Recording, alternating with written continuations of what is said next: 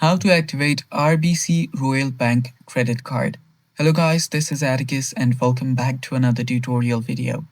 In today's video, I'll teach you guys how you guys can activate RBC credit card. So without any further ado, let's dive right into it.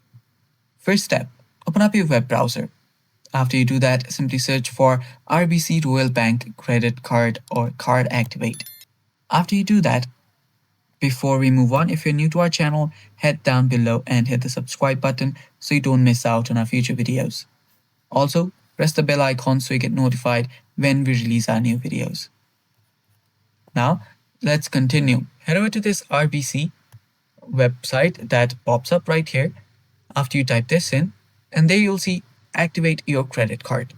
Now, all you have to do is to get started, enter your 16-digit credit card number that you'll find on the front of your card and head over to start activation.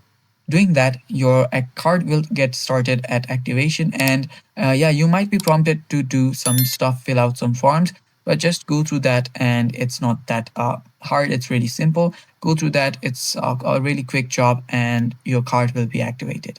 And it's that simple, guys, and that's all for today's video. Thanks for watching. Stay tuned for more upcoming tutorial videos, and bye-bye. Take care.